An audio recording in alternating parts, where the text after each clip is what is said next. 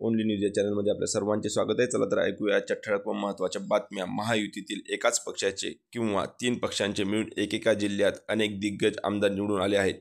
त्या जिल्ह्यात मंत्रिपदाची संधी देताना निवड कोणाची करायची हा प्रश्न महायुतीच्या 3 नेत्यांसमोर असेल।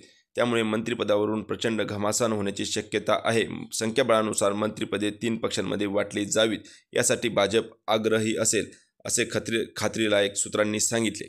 चला तर बघूया त्यानंतरची बातमी। लोकसभेपेक्षा विधानसभा निवडणुकीसाठी झालेल्या मतदानात तुलनेत कमी मतदारांनी नोटाच्या बटनाचा पर्याय स्वीकारला असल्याचे मतदानाच्या आकडेवरून दिसून येत आहे।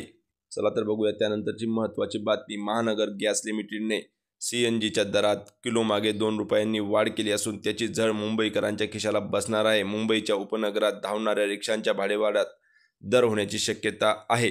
चला तर बघूया त्यानंतरची महत्त्वाची बातमी। विधानसभा निवडणुकीचा निकाल शनिवारी जाहीर झाला। या निकालामध्ये मुंबई महामुंबईत 67 मतदारसंघातून केवळ 8 महिला आमदार विधानसभेत पोहोचले आहेत। विशेष म्हणजे प्रमुख राजकीय पक्षांनी केवळ 24 महिलांना संधी दिली होती।